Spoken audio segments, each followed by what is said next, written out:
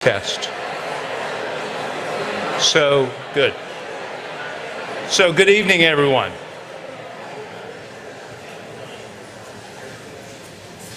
It is wonderful to have a big crowd to hear the topic of how beauty can save the world, and it is also wonderful, obviously, to have Dana Gioia and Makoto Fujimura here, and of course to have the Trinity Forum to host us. And this is our 10th year, and we're very excited about all the programs we've had and all the people in Nashville that have joined us to hear great thoughts and great conversations. I'm Brad Gioia. I've served as an English teacher and the headmaster here. I've enjoyed this world and community very much, and I've particularly enjoyed being part of these programs that have brought some wonderful speakers to the school community. And I'm proud to do this in partnership with St. Paul and my friend Will Norton, who's right there, and he'll be back up here. But now it's my privilege to introduce Cherie Harder, who runs the Trinity Forum and who spearheads all of these programs and has done a magnificent job. I've seen her work up in Washington, D.C. and here, and it's great to be your friend, Cherie, and it's great to have you in the Trinity Forum here. Please join me in thanking her for all she's done.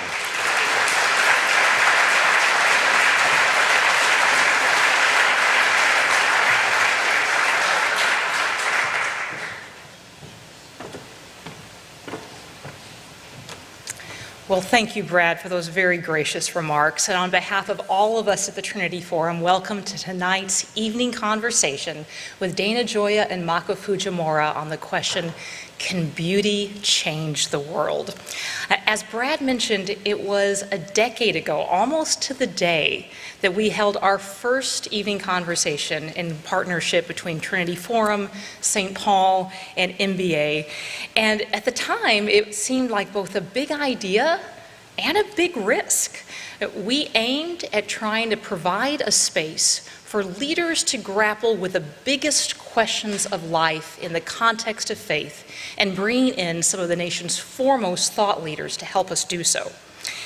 During the last 10 years, we have tackled everything from poetry and the imagination to just war theory, considered whether freedom can last, how character is formed, and the possibilities for redeeming trauma.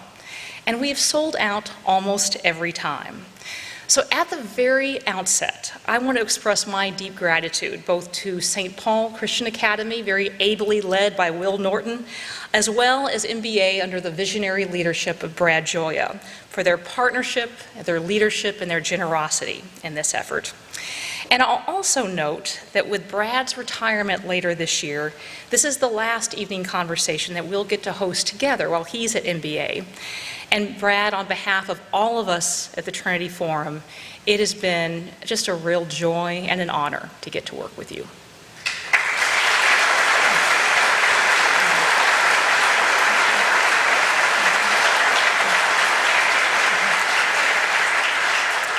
I'd also like to thank the sponsors whose generosity has helped make this program and many others possible, including Janet and David Chestnut, Jessica and Kevin Douglas, David and Ashley Edwards, Rebecca and Al Gonzalez, Elizabeth and Bill Hawkins, Alan and Gretchen Horner, Eleanor and Eric Osborne, Andrew McDermott, Molly and Ed Powell, Anna and Giff Thornton, Chris and Eleanor Wells, Rick and Andrea Carlton and the Andrea Waite Carlton Foundation, as well as the Cheris Foundation, the Creed and Culture Fund, and our corporate friends at Sims and Funk PLC. I also wanted to acknowledge the presence of several friends here from Covenant Christian School, as well as Mayor John Cooper and Chrissy Haslam, who has joined us tonight. I'll also note that our very first event, 10 years ago almost to the day, we were joined by both Chrissy and Governor Haslam, and so there's a lovely symmetry to being able to welcome you back. And also just want to acknowledge and thank our trustees, Byron Smith and Sam Funk, our two trustees who are here in Nashville and have done so much behind the scenes to make these programs possible. I also just need to say at the outset that while we are thrilled and grateful to be able to celebrate 10 years of this effort and the leadership that made it possible, there's also a profound absence here tonight and heartache. Catherine Kuntz was registered to be with us tonight.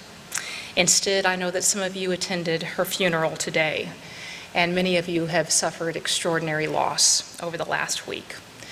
It's our hope that the time together will be, at least in a small way, a spur towards hope, even in grief.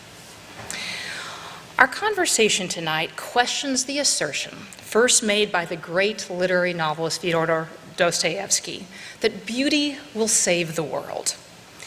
It was in many ways a startling declaration that has since been domesticated into fodder for inspirational posters and Etsy kish, and one that can seem hopelessly naive or sentimental, or even dishonestly sloganeering, particularly when posed amidst the darkness and destruction that seems to be all around us. But Dostoevsky embedded his claim in novels full of murders and madmen, poverty and pain, and yet wrote of the possibility for redemption and repair, of hope amidst suffering, and of new life. So in our own time of fear and fragmentation, deep division and distrust, how might beauty form or transform our moral and spiritual imagination, not only for us individually as a person, but also as a people?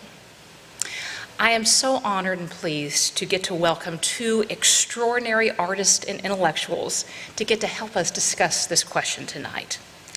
Dana Gioia is an internationally renowned poet, the former chairman of the National Endowment for the Arts, and the Poet Laureate of California, as well as a literary critic and essayist.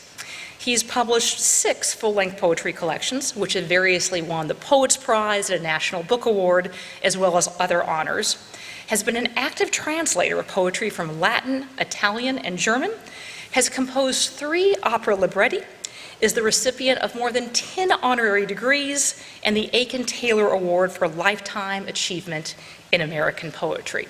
He is also, I am very proud to say, along with his co-discussant, a senior fellow of the Trinity Forum.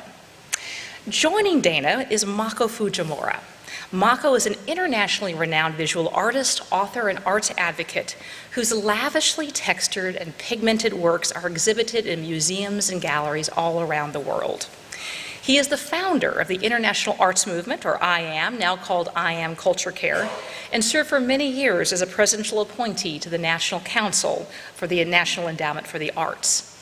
He is also an author whose works include Refractions, A Journey of Faith, Culture Care, Silence and Beauty, which won the Aldersgate Prize, and his latest work, Art Plus Faith, A Theology of Making. I'll also note that he is the most recent recipient of the 2023 Kuiper Prize for Excellence in Reformed Theology and Public Life, and has had 2 of his commencement addresses named as one of the top 200 commencement addresses of all time by NPR, and got a promotion from CNN, who claimed it was one of the top 16 of all time. So Dana and Mako, welcome.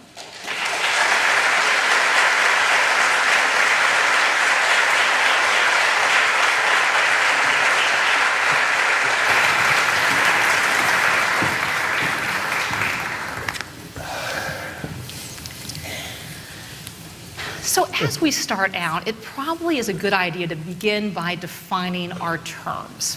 And when we speak of beauty, I'd love to hear from both of you what is meant by that. I mean, so often when we think of beauty, we think of prettiness. And yet I know with both of you, some of your most, what I would consider beautiful art, whether it was planting a sequoia or even the Columbine paintings, came from places of deep pain. So what is beauty? Dana, would you like to start us out? Beauty is one of the central concepts behind both classical civilization and Christian civilization. It's so important, really, that for centuries, I think people simply took it for granted. And it's so important that it is one of the primary things that postmodernism and all kinds of woke philosophies attack. The word itself, I think, is misunderstood because it's misused so often. We think of beauty with beauty parlors, beauty contests, beauty aids. It's commercialized. But beauty in the classical sense is not prettiness, it's not attractiveness. Beauty is a profound way of recognizing the world in which you understand the connection between the surface of the world and, as it were, the hidden order of the world. I think the easiest way of explaining what beauty is to talk about the experience. And I bet there's not anyone in the room who will not have experienced what I'm talking about 1,000 times in their life. It has 4 parts. The first thing is that in your busy existence, suddenly you stop and you notice something. It could be something you hear, a bird song, it could be a tree, it could be a child, it could be a landscape, it could be a work of art. And you, first of all, arrest your attention. You stop to basically be in the presence of this thing. Secondly, you recognize that you're getting pleasure by being in the presence of this thing. In fact, pleasure may be too slight a word.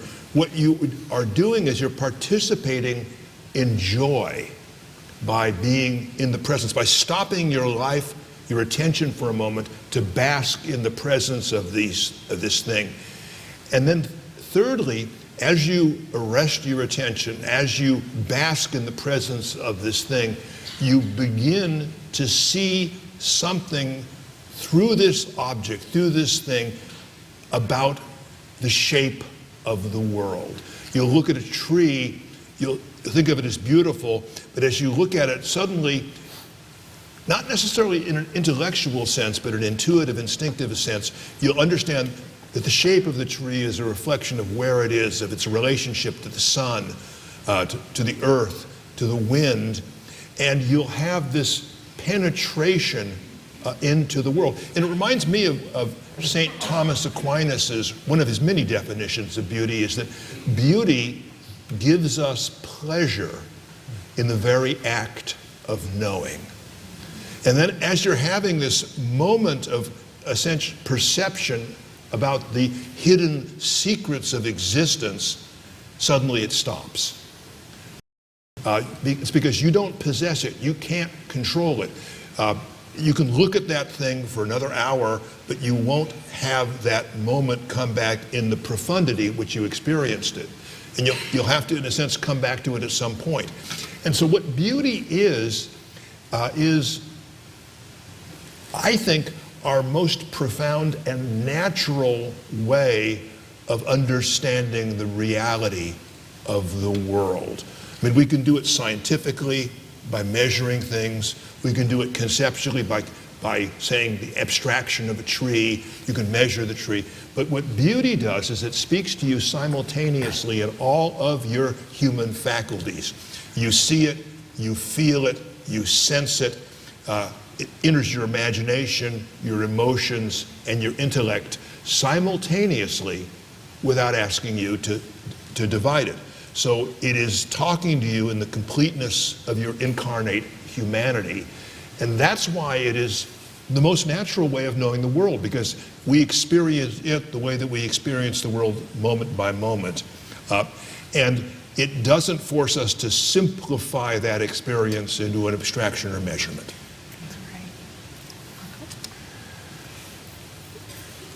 When I was thinking about beauty in the context of this conversation, and particularly here at Nashville, and as Dana was speaking, I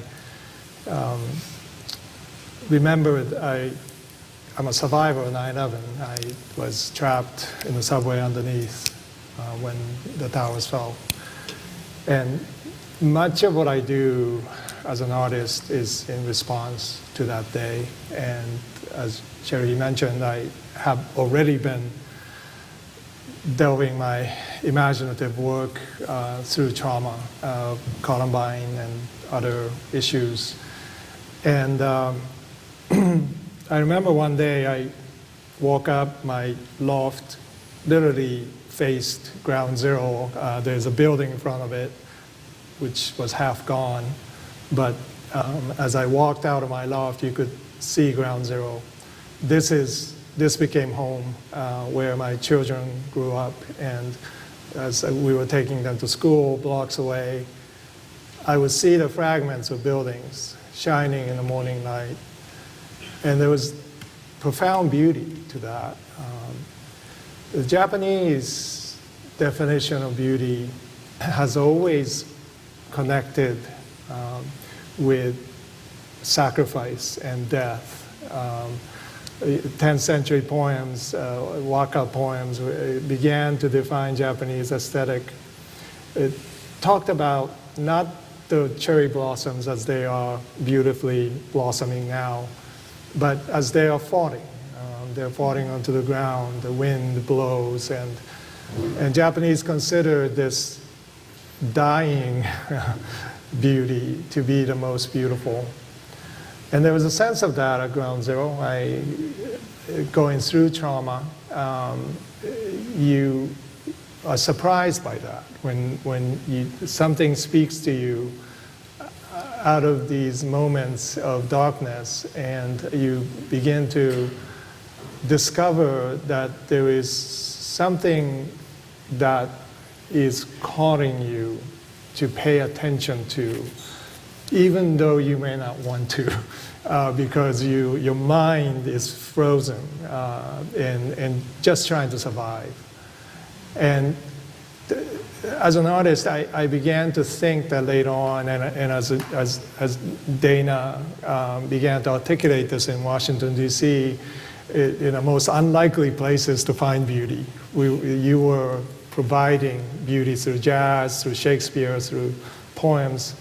And as we worked together to try to advocate for the American arts in some way in this culture wars decimated land, I often recalled that moment when I saw those fragments in ground zero.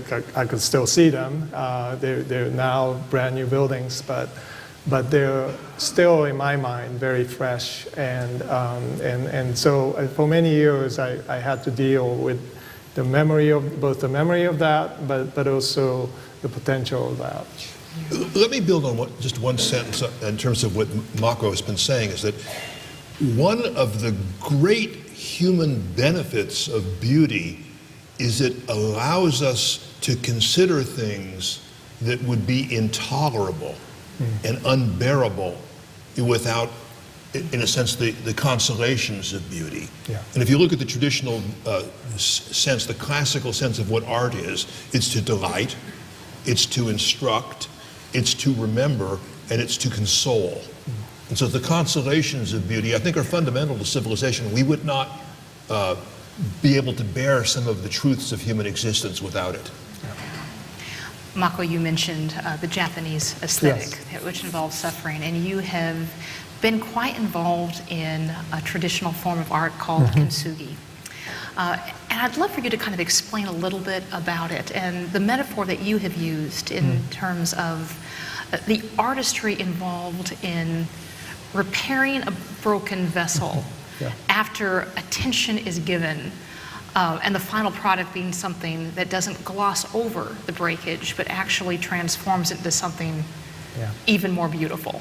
Yeah, so I have a box here which I painted, and we have been, my wife and I, Heijun, have been involved in creating Academy Kintsugi, which is a very small effort to sow seeds of conversation about beauty in broken times. And what we have found is that there's a profound connection that people have that allows them to articulate what the inner soul is crying out, but we don't have the language to be able to share. This bowl is comes from Japan, but it's a Korean bowl.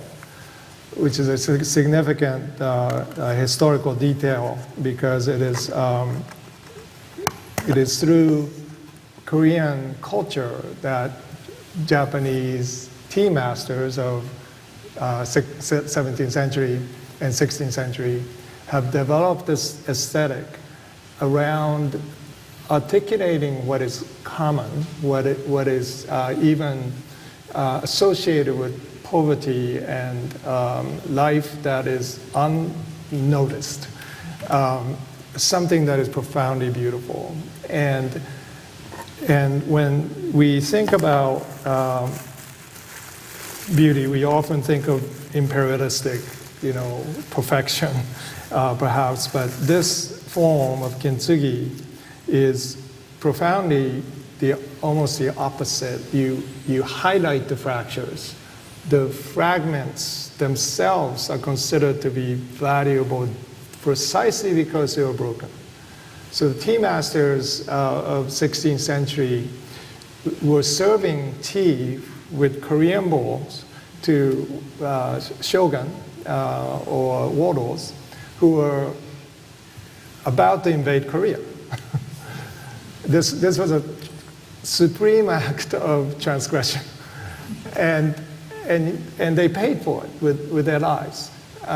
They were saying something very important and beautiful about what happens when you, instead of throwing out fragments, in Japan there are many earthquakes and important teaware will break. Tea masters will see that as a new way of understanding what they were about, what they were trying to communicate, and so they began to practice beholding the fragments. Rather than fixing it right away, they have almost this ritual that is passed down through generations. Kin means gold, tsugi means to mend. Kintsugi is the term that Japanese use. But tsugi also means to pass it on to the next generation. So it's a generational work of beholding the fragments first, and then eventually it will be given to a Japanese lacquer master, urushi master, to be mended into this beautiful mended bowl, highlighting the fractures. And as Sherry said, this kintsugi bowl is far more valuable than the original because there's a collaboration into the new of the urushi master mending with care and love what was once broken. But not only it is mended to be reused, it is mended to be made more beautiful because of those fractures.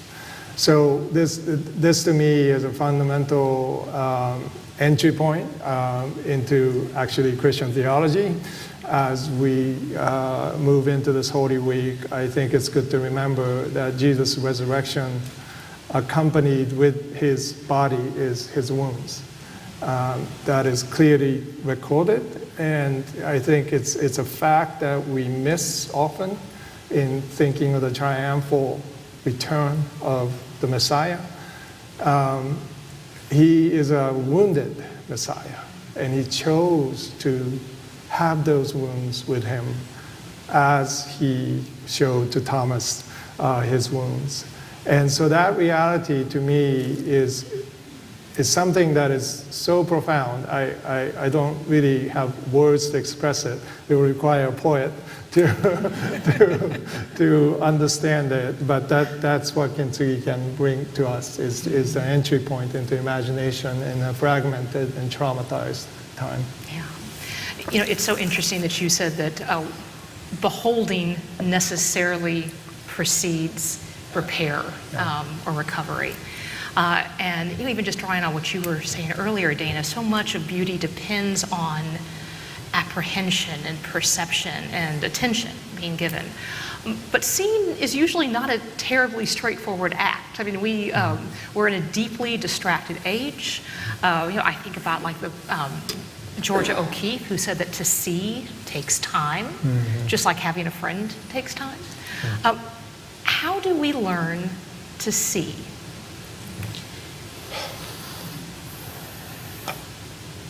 I think it's not just seeing, it's hearing, it's tasting, it's feeling, it's all of those things. The capacity for beauty is universal. You know, I think almost everyone experiences it, but some people have greater sensitivity than others.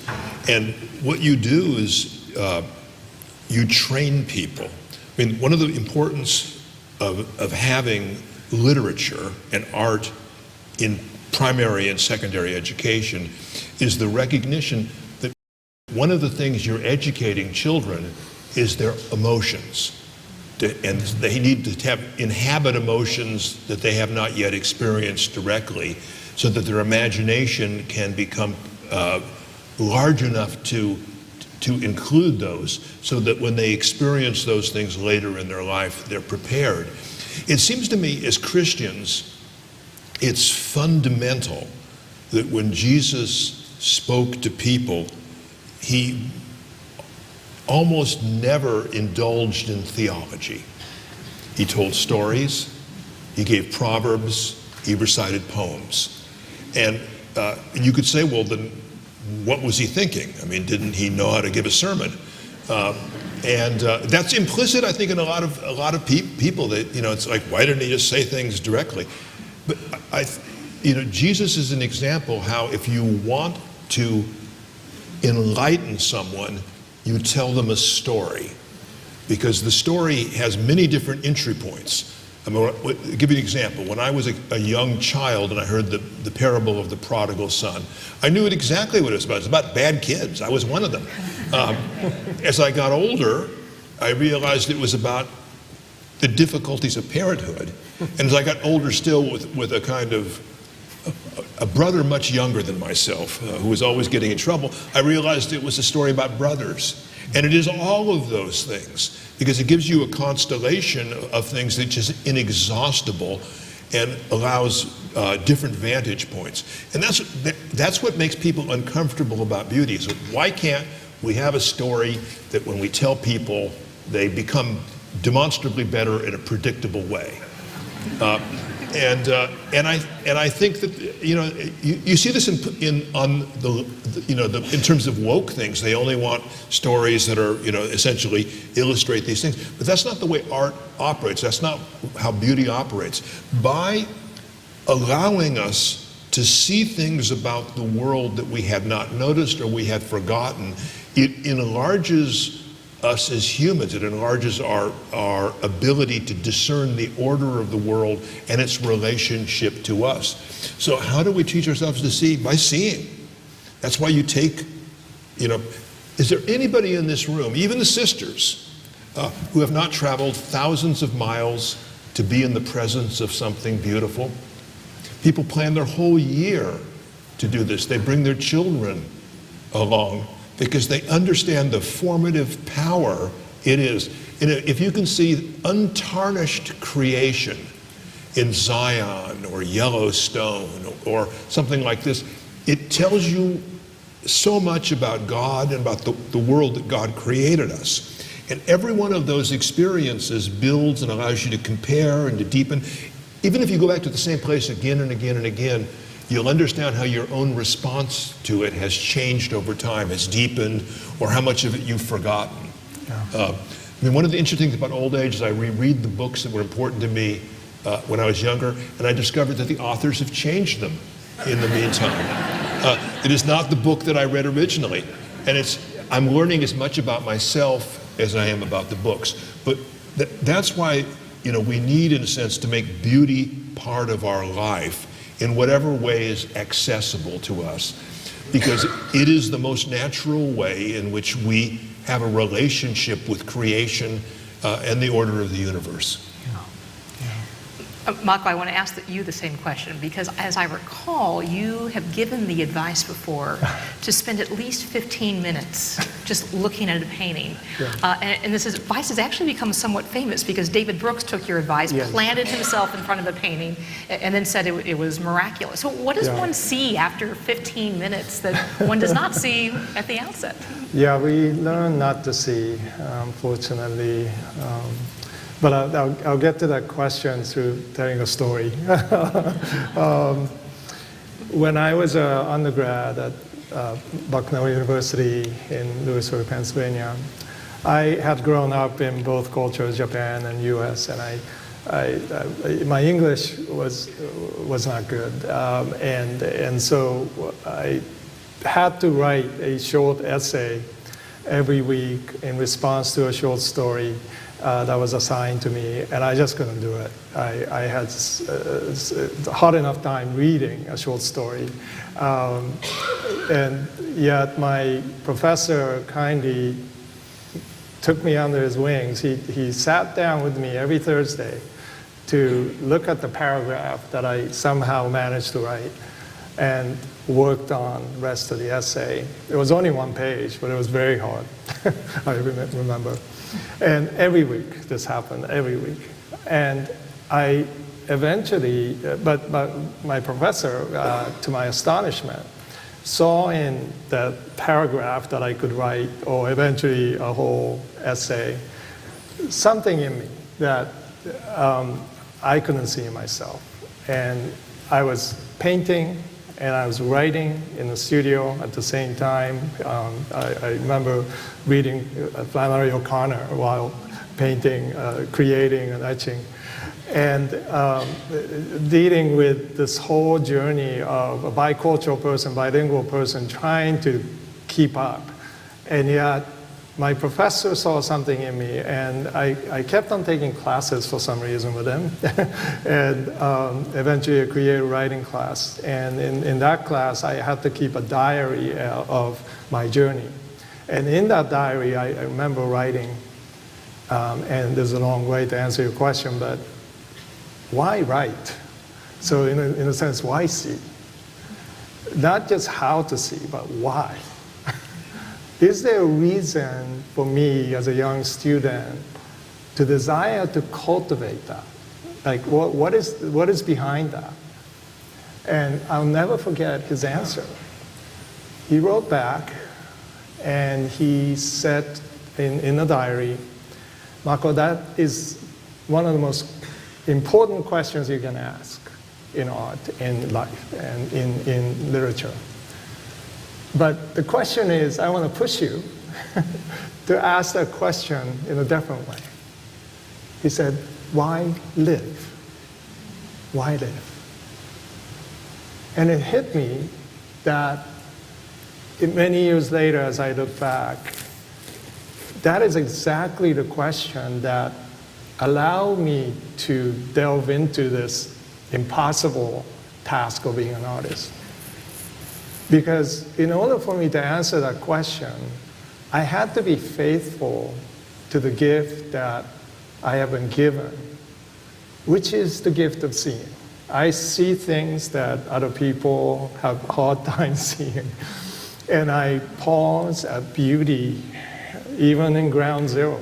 And I find that experience to be healing. Now, that's not necessarily normative, I don't suppose, but it is universal. And I find that when I exercise my gift, I am not only helping people to see, to slow down, but I'm also helping people to ask the same question, why live? And why do we, each of us, endeavor every day to wake up and to see a new day? And are we able to make something new with the fragmented lives that we have? And to that question, I keep going back to literature. I keep going back to T.S. Eliot. I keep going back to Shakespeare, because that has been, you know, what's interesting is that I was with Dana, Dana's leadership, helping to cultivate American love for the arts. And we did a project called Operation Homecoming, which was your initiative. Soldiers coming back from Afghanistan and helping them to write. And that experience kind of taught me exactly because these soldiers, that question, why live, is still in their minds. And it's a large question in their minds. And so they're writing down these beautiful writings many times. And I ask myself, how much of literature, how much of the arts is in direct response to trauma? Why live? And and after the pandemic, I rethought this, and I think entire civilization is built on that question. Yeah. And so therefore, it's literally in the front lines of trauma, of wars, that these great masterpieces, Dante to Hemingway to J.D. Salinger coming back from the war, traumatized too. So I think this is a relevant question about the arts, and it goes back to the question of beauty. As you noted, beauty is not just a sentimental nicety, but it's essential to answer that question, why then? I think in Western civilization, one of the most profound changes that Christianity brought was it allowed people in the West for the first time to see suffering as beautiful, to see the redemptive nature of suffering. Because everybody who's ever lived on the planet knows that suffering is inevitable, death is inevitable, that our mortality makes existence itself precarious. But it is the Christian viewpoint that understands that that is, in a sense, central to the beauty of our existence. Beauty being, in a sense, an ability to see into the very heart of existence.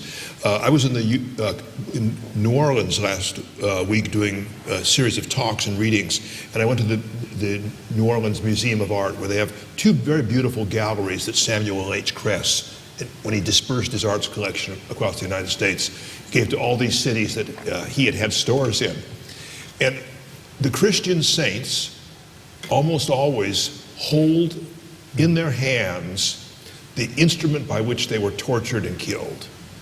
And it's an emulation of Christ, who, in a sense, we glorify the cross, which was the symbol of the most ignoble death in the Roman Empire, to say that those things by which one view of existence demeaned and destroyed you, seen properly, were beautiful. They were the instruments of our salvation. I mean, sometimes the extreme saints will actually be holding their own head, or whatever else. Or St. Lucy will hold the eyes on a platter.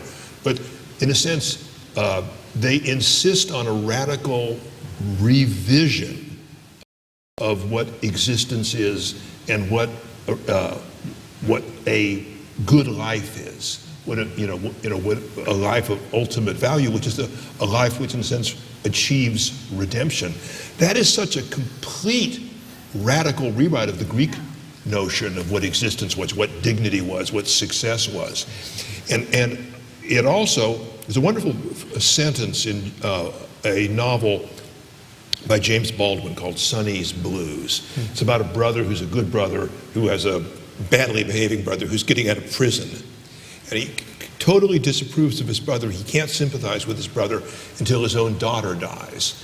And he has this line, he says, "My pain made his pain real." And I think that that's part of what, in a sense, that greatest portion of beauty, which allows us, in a sense, to see the darkest aspects of our own existence and to understand that within the overall plan of existence, within God's creation, they are beautiful because they are true. And that is why saying it's pretty, it's decorative, it's attractive, has nothing, it really misunderstands beauty. What's the most beautiful play in the English language? It's probably King Lear, in which a father turns on a daughter, daughters turn on a father, brother turns on brother, husband turns on wife. master on servant. The entire order of the world collapses in the most horrifying cruelty and violence, only in a sense as a precondition for a kind of redemption of the people in it. And you can say, well, that's not pretty. It's not attractive, but it's real. It is like those people we know who have redeemed their life, who have, in a sense, taken their life to a higher level.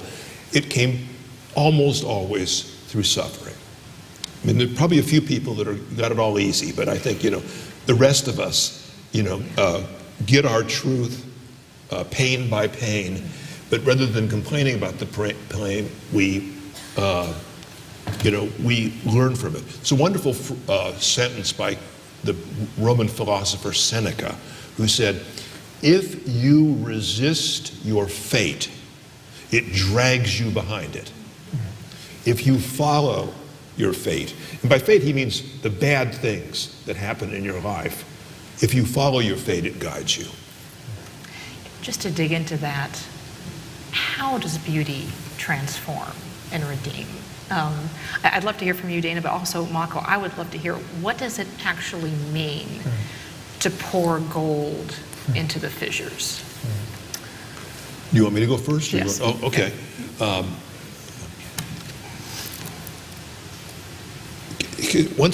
Again, I have to go back to beauty as an experience.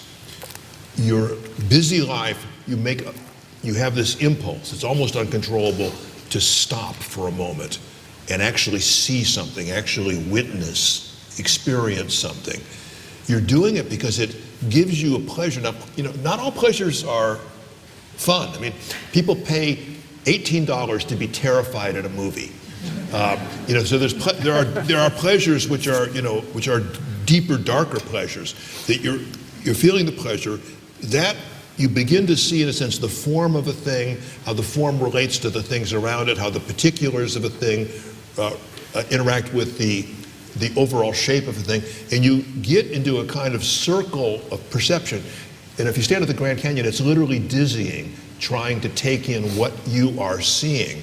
And in that moment, if you have allowed yourself, you begin to understand something. This is why I just can't accept, the postmodern notion that beauty is a cultural creation, that people create something and call it beautiful to give them more power over other people. If you stand on the edge of the Grand Canyon, there's nothing about that experience of beauty that makes you feel better and bigger. You understand your insignificance in basically the cosmic scheme, and yet you understand the inestimable privilege of being part of that, of knowing a creator that could make that and bring you to the brink of it to witness it. Now, as you go through and you look at these truths, which are more uncomfortable truths, and you accept them as true, you really have only two alternatives. You can forget about it the moment you walk away, which is what most people do.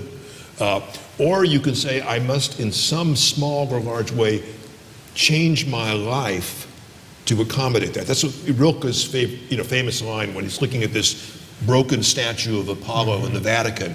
It says the statue, which is missing all of its limbs, it's missing its head, it's just a torso. And he starts looking at it and seeing this vision, in a sense, of broken humanity. It goes, Du musst dein Leben ändern. You must change your life. And that's what art tells us. Entertainment says, come in, get scared, eat your popcorn and leave. You got what you paid for, don't think about it. But what art does is it makes you encounter something which opens at least the possibility of change. And as we go, the things that move us when we're 7 are not the things that move us when we're 14 or 21, and they shouldn't be, because our capacity for perception and reflection, or if it's the same thing, we see it and experience it rather differently. But this is what Aquinas says, which is to say that as you see the truth, I'll give you the most stark one. we are all going to die. If you understand that as a truth and you accept it, then every moment of your life becomes precious. You do not waste your life. Du musst dein Leben ändern. You have to change your life to accommodate that. And so I think that's what it is. And so what Thomas says is that pleasure brings you to knowledge. The knowledge brings you, as you understand that it is true, to love.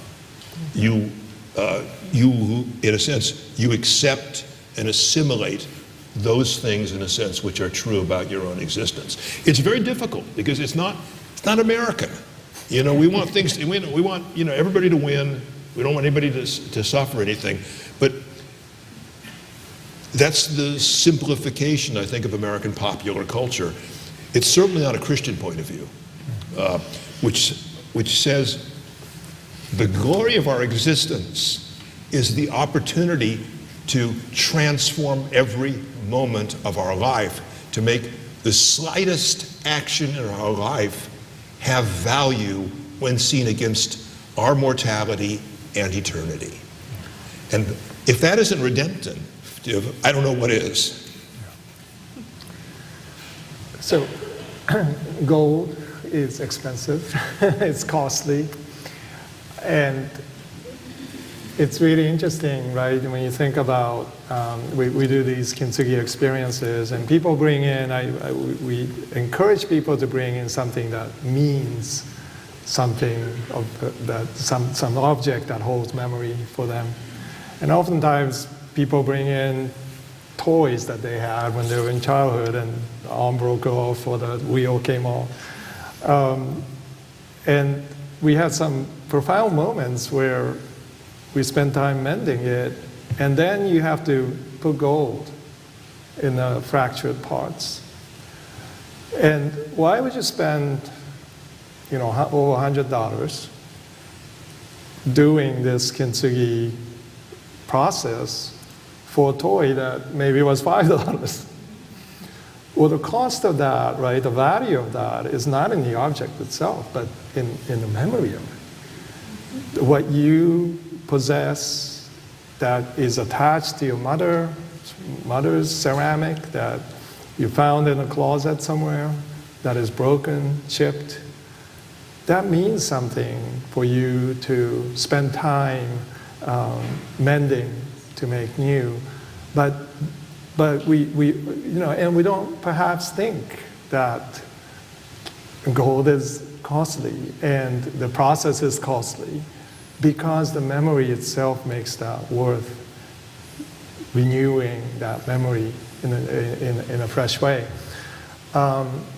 So as an artist, I spend every day in the studio pulverizing minerals. These are malachite, azurite, and I use gold and platinum and silver. So I intentionally choose very pure, authentic, expensive materials. And people have asked me, you know, well, you could use acrylic, that would be, you know, much cheaper. And I, you know, and it's faster, definitely, because it's fast drying, and the, you know, colors are pre-selected for you and so forth. And I always had this sense that, you know, in a facile culture, the end becomes the goal and the process is ignored. And in order for me to, let's say, gild canvas with gold or paper with gold, you know, that takes like a week worth of work, of what I call slow art to do. And so it is costly, not just in the materials, but in time. But the whole purpose of doing that is to almost, just like kintsugi, accentuate what I need in my fragmented life. Something that is more valuable than what, even the memory of what I can create. Even if the work is something of enduring value, But for me, it's the process itself. So as I use gold, I use these materials. It's always, you have to pound the gold into gold sheets that's microscopically thin. I don't do that. Japanese artisans do that. You have to pulverize the minerals in order for them to be prismatic layers that create this refractive surface. And layers, sometimes over 100 layers before I start to paint. That process itself captures something very profound to me, as something necessary for me to be able to articulate what life can bring us. And that does change my life, because it allows me to focus on and practice being present with God in the studio while I am creating. In just a second, we're going to go to questions from both the audience and led off by Will Horton. But before we do, I was struck by what you were talking about, Dana, the experience of awe and wonder as one stands before the Grand Canyon, and how it leads one away from any sense of domination, and stands before just overwhelming beauty. I remember reading not too long ago that one of the few things that can break through deep distrust and division is actually a shared experience of awe and wonder. But to have that experience of awe and wonder is something that runs so counter to our deeply distracted age and requires a readiness and a cultivated imagination, if you will. And I'd love to kind of hear your thoughts about how can we, not only as a person, but as a community, cultivate the kind of imagination capable of awe?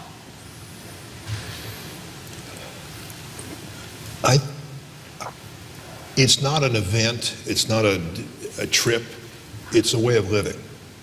In a sense, of when I moved back to California, after living in the East for 20 years, I moved into the hills of Northern California. And some of you, actually, some people in the audience have been at my house. One of the things that I decided to do, my wife and I decided to do, is to be able to name every bird, every flower, every tree. Rather than say it's a tree, as, oh, look at that bird. And because what happens is you go from looking, because you see the perception and your mind wants to put it someplace. So it puts it bird, tree, vegetable. But if you can actually name things, you begin to notice the specifics of it. And it's the same thing with music, it's the same thing with art. But I think it's sort of similar to what Mako is saying.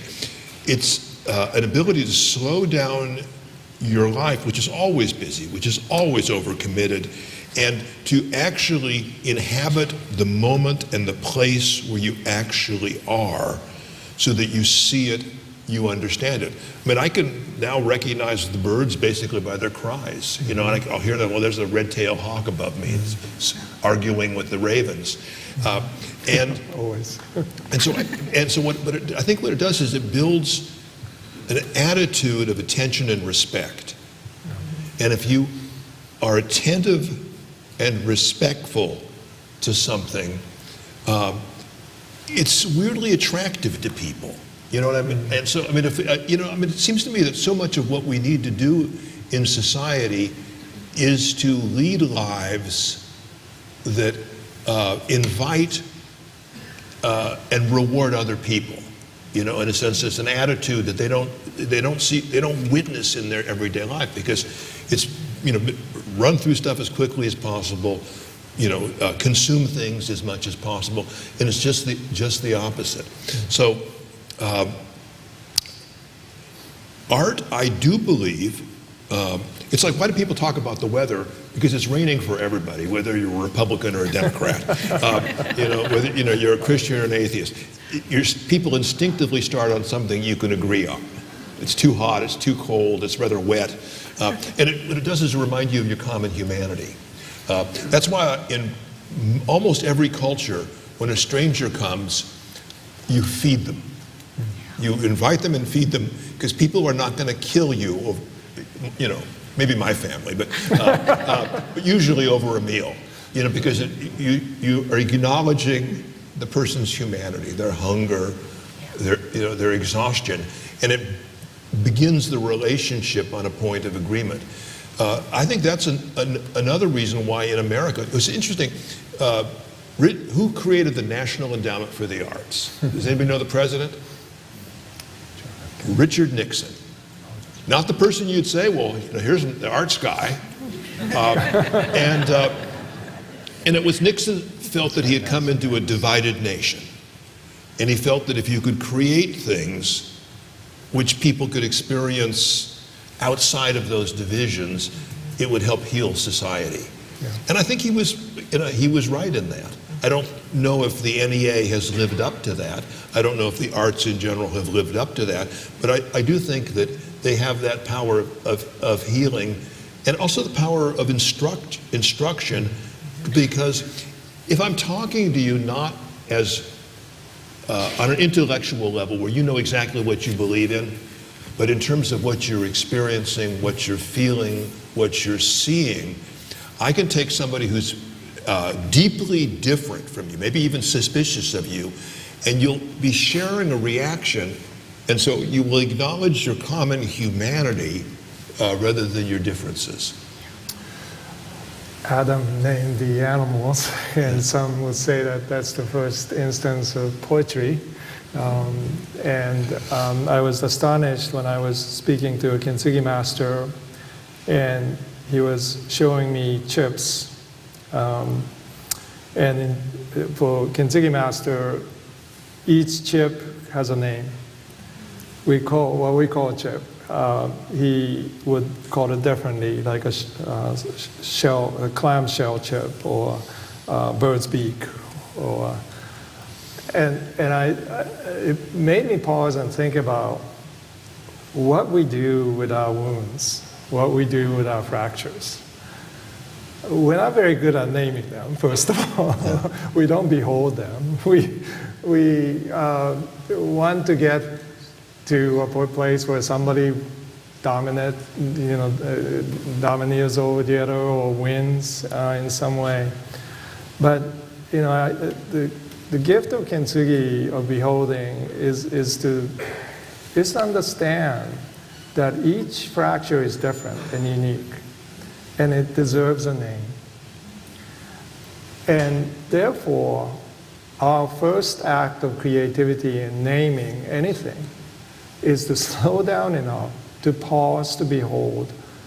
And we should have hundreds of names, if, especially as Christians, we are dedicated to healing those wounds, to bring redemption into every fracture, to pour gold. We have to be the master, kintsugi master, right? Having studied our lives and our community's lives, our friends, our families, our neighbors, our congregation, to be able to name that fracture as a poet would, to bring into attentiveness that unique crack, the chip, that is so important to value as something that might even be an entry point, a pinhole into an entire new way of being. Thank you, Mako. Thank you, Dana. We're going to turn to questions from each of you, and the first one will come from Will Norton, the headmaster of St. Paul Christian Academy. Will, lead us off. Well, thank you both. That was wonderful. Before I pose the first question, I wanted to thank Brad for this legacy of the Trinity Forum that he has set in motion with many others. As I was reflecting on the conversation, I was thinking about the MBA campus that I had the opportunity to serve with Brad for 11 years, and there's a lot more beauty in statues and things like that he's cultivated, and so those legacies of both the Trinity Forum and that are very evident here. So I wanted to start by that. Good evening. Glad to pose the first question, and then we'll be able to line up with next to the microphones there for the following ones. But the ones that I would have, is it just a paradigm shift for an audience that is eager to cultivate more beauty, and even just reflecting on this week of Nashville? I was shown a picture of a rainbow going over Covenant before we came over here, and thinking of that fracture and beauty in the midst of that, and that moment. Is it a paradigm shift, or is there a discipline that you would say that you point to in your day, or as an audience that maybe where busyness is really one of the greatest antidotes to cultivating beauty? What would that discipline be with your own life, or things you've seen in others, or is it really just a paradigm shift?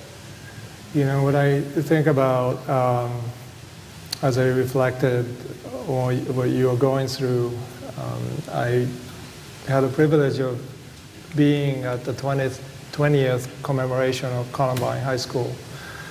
Spent some time with the families and the victims. There's a survivor there. He was a D student who miraculously escaped, having been shot in the head and in the leg. He somehow crawled out of the window. His name is Patrick. And he, in the hospital, they were trying to save his life. He heard this voice, actually he heard this voice before Columbine incident, that Jesus told him, "I am choosing you for a reason." And he had no idea what that meant. And as he was coming out of his coma, the first thing he said was, "I am here to forgive. I forgive." And then went back to coma. And I don't know what that means. That is a particular story of one person. But I also know that there's something about what he heard that we are somehow selected. I mean, for one thing, after the pandemic, we're all survivors. There's not a single person on this earth who is not a survivor because of this deadly virus. And so that means, as Dana said, there's something common that we get to share. And they might be different for each one of us, they should be, but at the same time, there's something to share. And I think as Columbine High School families and community came together after that, and to this day, there's a strong bond. I suspect that in your culture here in Nashville, that may happen. And I think because of that, the rainbow of promise that is over Covenant is profoundly real, whatever that means. And I certainly, as an outsider, I don't know what the future will bring. But I know, knowing my own work as an artist, having survived that day, and then endeavor to serve my community the best I could, and still noticing hairline fractures in my life from that day, that it's a journey that we go through, as I said, very uniquely, each of us in each community. And I am privileged to be here this evening. Thank you for carrying on this task of speaking into culture, speaking into this city and this school. And to me, there may not be answers. But to me, there's an enlargement of this generative questioning that I do as an artist that is profoundly real and important to me. And I want to do something with that. I don't know what, but it's an impetus of a seed. So thank you. You know, I'm not a resident of Nashville, and so I feel little right to comment on this. My first reaction would be that a rainbow over the school is a commercial, fabricated, easy response to the terrible particularity of the tragedy. I'm much more moved when these things happen, how ordinary people come and they literally build a shrine of 1,000 individual responses, which whatever their merits or demerits individually, have a cumulative impact in a sense of honoring the grief of an event. It's like roadside crosses, to me, have things added to are tremendously moving because they look at rather than away from the tragedy, which I think is what the lesson beauty tells us. But you ask about, I think, another question that's a more enduring question, which is about, does it require a paradigm shift? And my answer is, this country is deeply in trouble when most of the people, not just young people anymore, are always looking at their cell phone, are always listening to something. I mean, I'll go through the redwood forest and people have headphones on listening to music. And this may be just my weirdness, but it seems to me that in order to be fully human, we have to develop our inner life, the interiority of our human existence. And it requires silence, it requires contemplation, and it requires to say, I will not spend my life being distracted by watching TikToks or whatever, which may be quite amusing moment by moment, but it seems to me we have a country that's largely addicted to that. I think that prevents us from realizing ourselves spiritually, intellectually, aesthetically. I'm always the grouch. Thank you for those answers. If you have a question, you can come on up. Our 3 guidelines are be brief, be civil, and be a question. So we look forward to the first one. Ranjit Guptara, you are beautiful people. Dana, you kindly gave a poetry lecture once, and it produced a spontaneous poem for me that's never happened before or since. Thank you. And your artwork likewise has brought me to tears. So thank you for the beauty you engender in others, that you create. It's almost it's an affection in a positive way. The question I bring is one that's troubled me for a while, and it's brought to a point this evening. In the Jewish scriptures, in Isaiah chapter 53, I believe, it says that Jesus had no beauty that people would desire him. And then yet, in Jeremiah, it says that he is the desire of the nations. And what is it about beauty and desire? You mentioned that perhaps Adam had the first poem in terms of naming the animals. I'd like to counter that by saying we humans are his handiwork, his poema, his manufacture. And what is it that is special about Jesus that you see in that dialectic between Jeremiah and Isaiah that I'm still puzzling with? Thank you for pondering on that. You want me to go first? Okay. Well, in a simplest way, Jesus is important because he's the Son of God. But if I put that aside and I look at from a cultural viewpoint, Jesus completely upends and reverses the human values. And so the word beauty is almost never used in the Bible. It's there a few times, but when the Bible wants to talk about what we're talking about at beauty, they call it glory. What you think about this, and it's the radiance of reality. I mean, Jacques Maritain, the great Thomistic philosopher of the last century, said in terms of beauty, beauty is the splendor of existence radiating onto the intelligence. And so what Jesus does is to take all of those things that we think are primary and say they are secondary. The rich man is hardest to get into heaven. When the first time Jesus's existence, his divine existence, is spoken publicly, because it happens mystically during the Annunciation.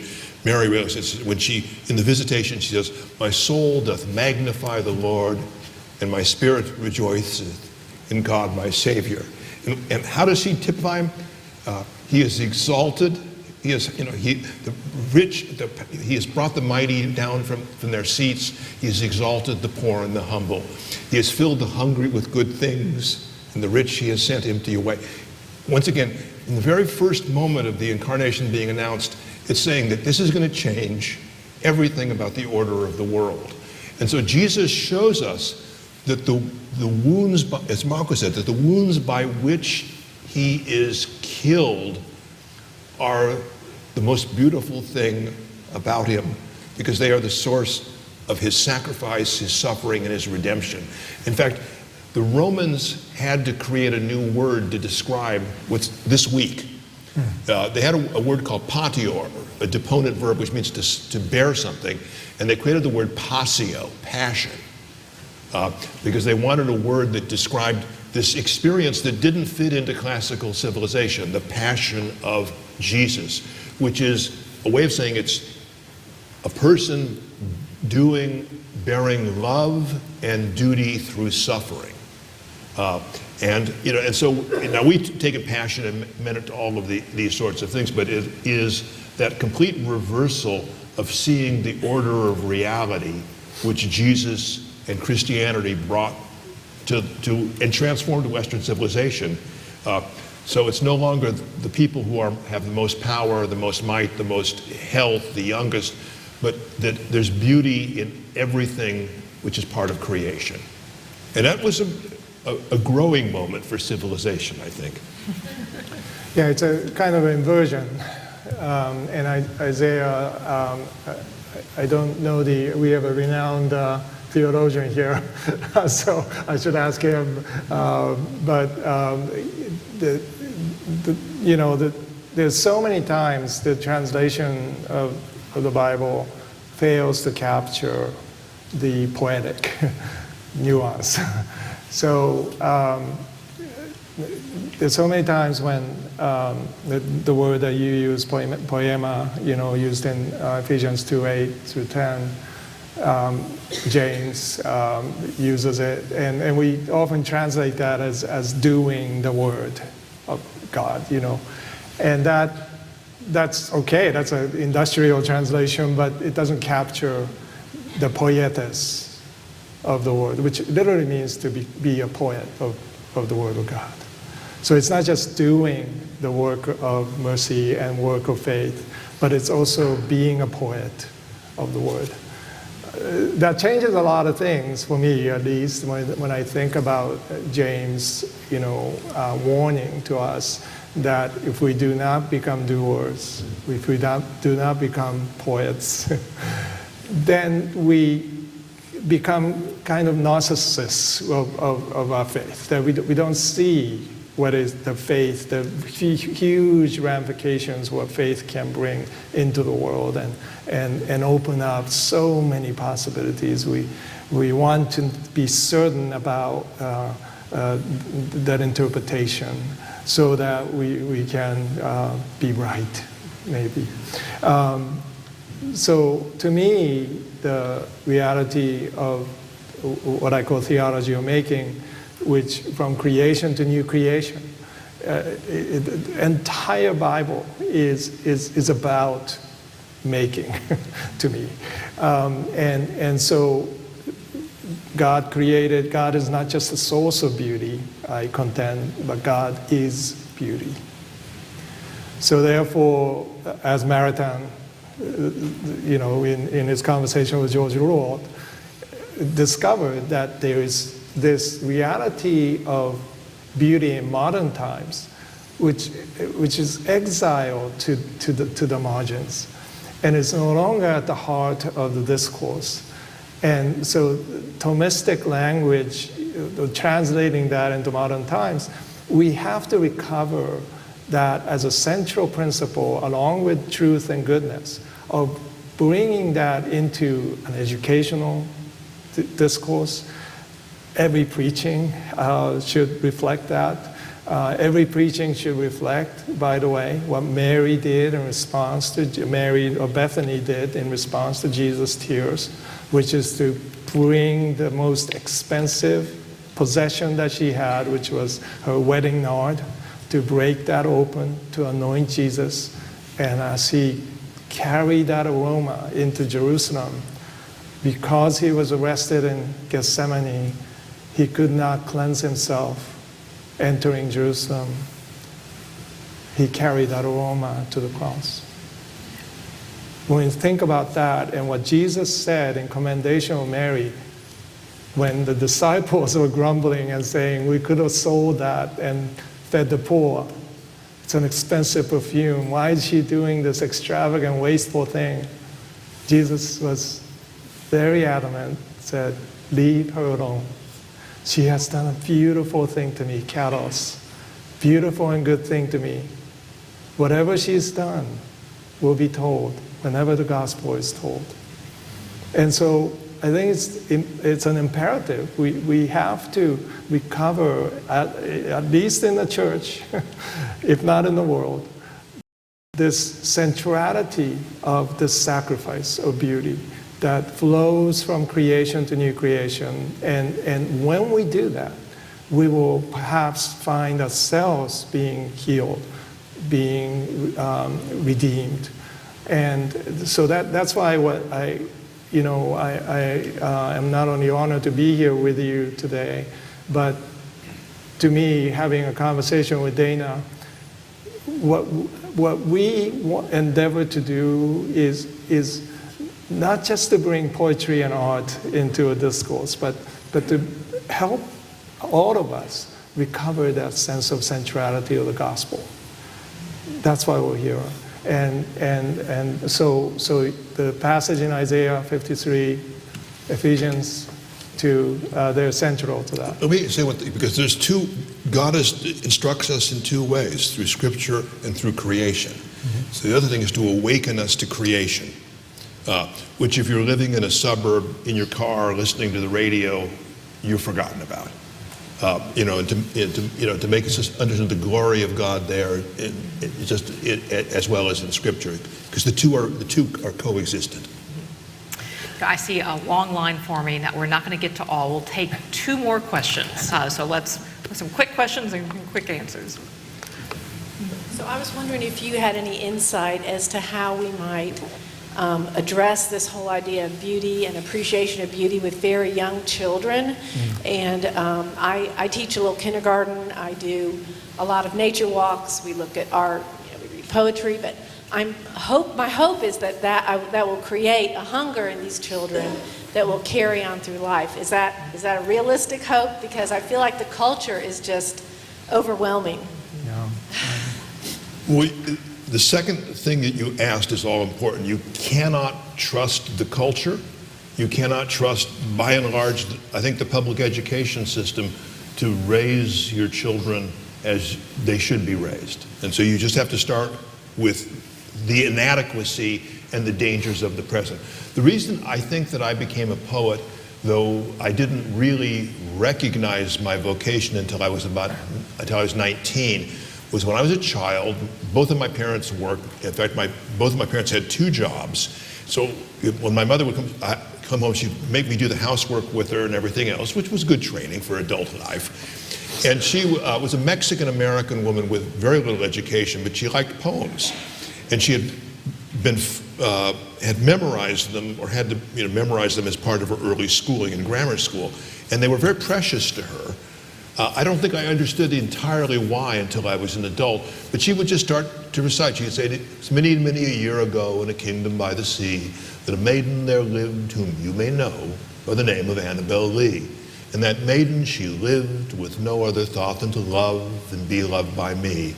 I was a child and she was a child in this kingdom by the sea, and we loved with a love that was more than a love, I and my Annabel Lee."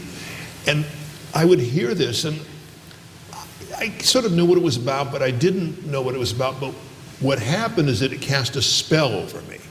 And that spell arrested me in the moment of pleasure in this beauty and brought me dimly to expressions of by Poe and transmitted by my mother of their losses, of their pains, of their tragic loves, in a way which enlarged me. And it taught me that there was another realm of perception, another realm of existence that was different from the fairly rough and dirty neighborhood that I was raised in. And that became a resource for the rest of my life. So what I would say is to bring your children in ways suitable to their life experience, the things that are beautiful and joyful and true, and have them hang around them and see what sticks. And it should be music, it should be poetry, it should be art, and protect them in some ways from the vulgar and the mendacious and the violent things that are in our society, and trust the power of their nature and trust the power of the art to do those things to them which are necessary. When I teach poetry, I make my students memorize poems, because once they memorize poems, I don't have to teach them. The poems teach them. They incorporate things which are transformational, which changes their relationship to poetry and to language. Yeah. So, I gave a commencement address at Judson University several years back, and I titled it Kintsugi Generation. And it was just like, marketing where you kind of coin something that doesn't exist. And sadly, it has become children at the kindergarten, children in elementary schools, high school, college, they are becoming Kintsugi generation. They have to, because they're facing trauma, and they don't have the language to deal with that in culture at large.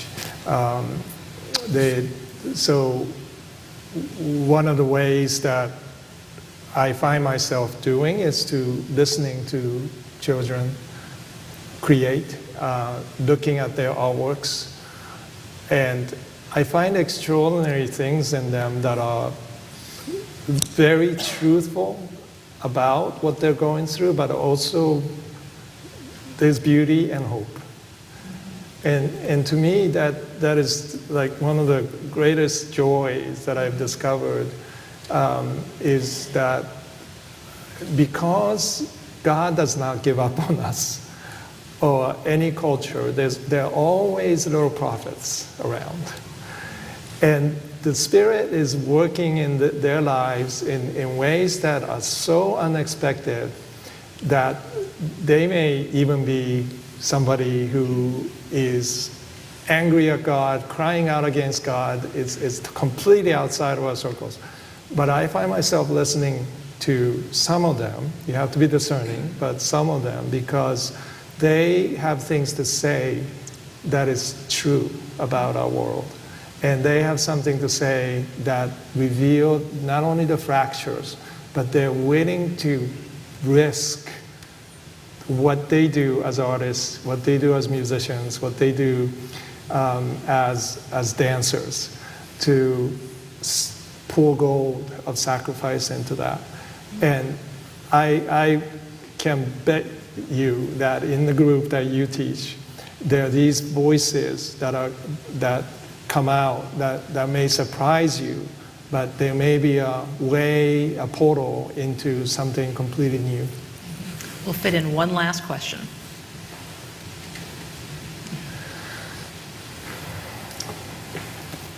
So having an awe experience with something is really like overwhelming and personal, and I think a lot of times feels incomplete if you don't share it. I can barely hear you. Can you speak just a little louder? Okay. Thank you. So having an awe experience with something can feel incomplete if you don't share it. And it's very personal a lot of the time. So sometimes, maybe most times when you share something like that, it can be received by being just like dismissed or having some kind of negative reaction like that. And maybe it's because experiences are so personal, but that kind of feels like a wound or makes you feel reticent to sharing again. But I don't think that's a good option. So I'm interested to hear how you would practice following that fate and not being dragged behind it. I think the answer is, once again, it's a process that continues across your whole life. I mean, most of us are very different from one another. We try, as we're socialized, to cover that up. We are standardized more. I, as a poet, have been surprised that my most popular poems, these are poems that are translated into other languages, are often the ones that I didn't think anyone would like, because they were too different, they were too odd. But it's I recognize that it's actually the individuality and the expression of the differences which allow people to enter them and bring their own differences. Now, part of it is to say, because since most people, when they're talking to you, once again, are talking to anybody, are always trying to label things, put them into pre-existing compartments.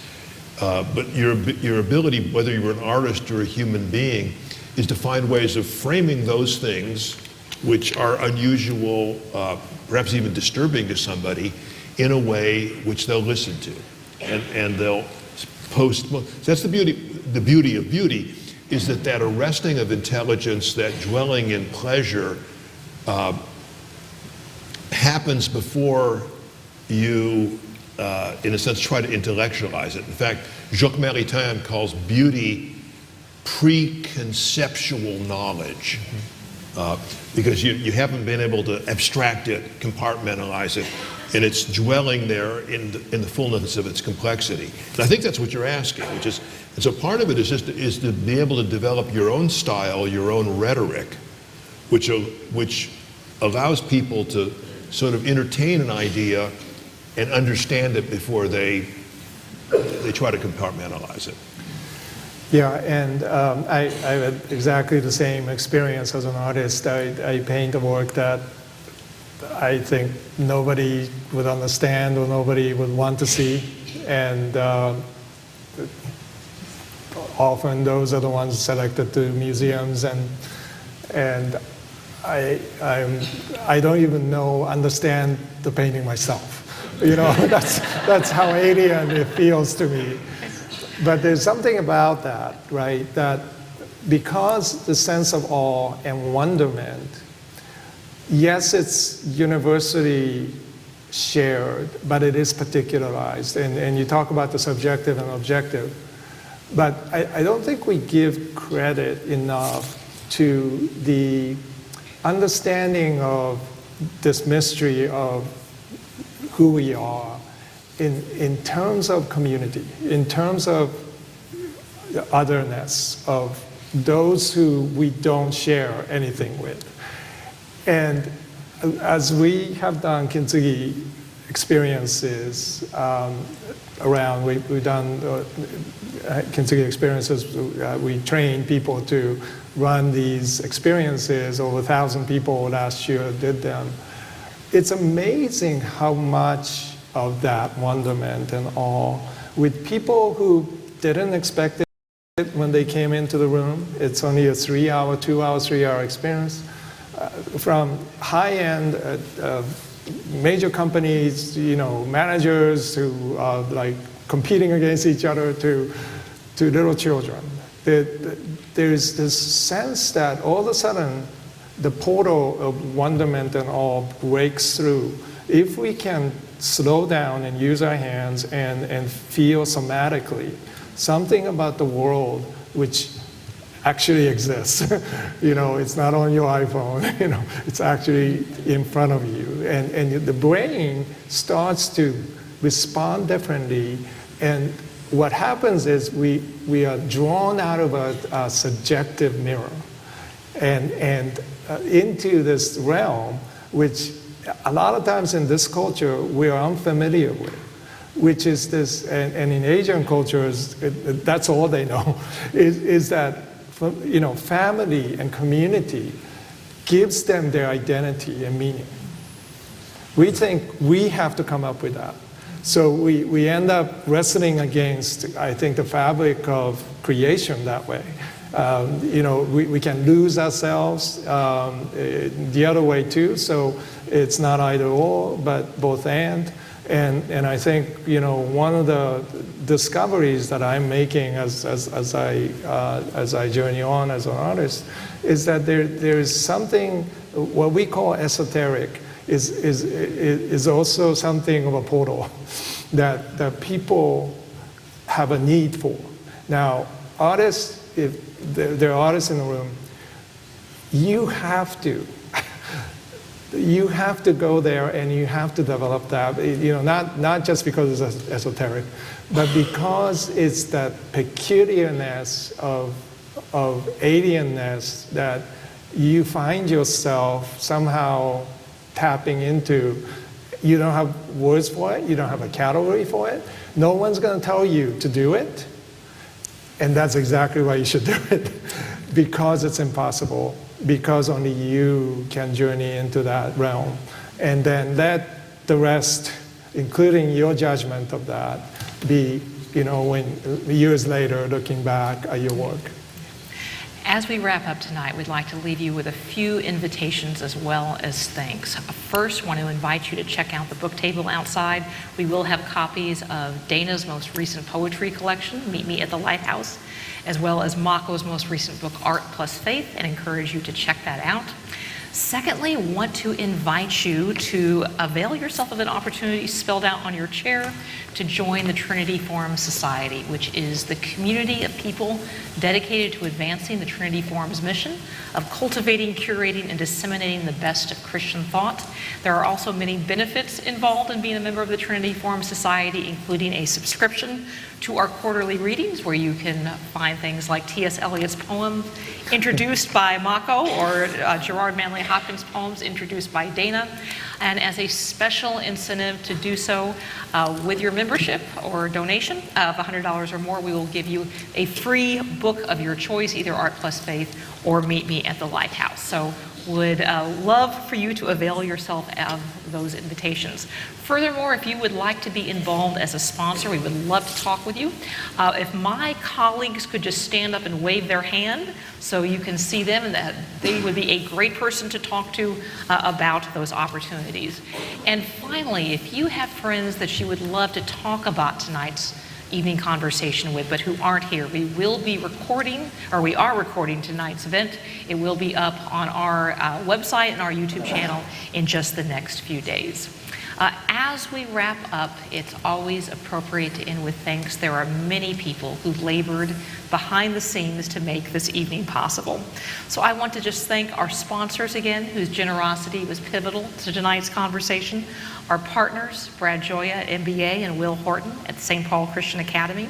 The staff at both St. Paul and MBA, and particularly Jeanette Leggett and Langer Coleman, who labored behind the scenes, and our volunteers, Ashley Larmer, Lauren Hester, and Amy Richardson, along with photographer Allison Akins and videographer Barry McAllister.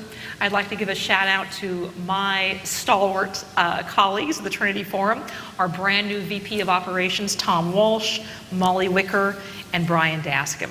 And then finally, of course, thank you, Dana, and thank you, Mako.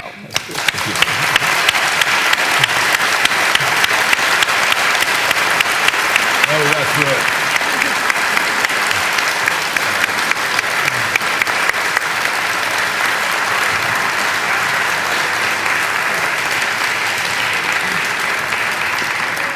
You've seen my Thank you all for joining us, and good night.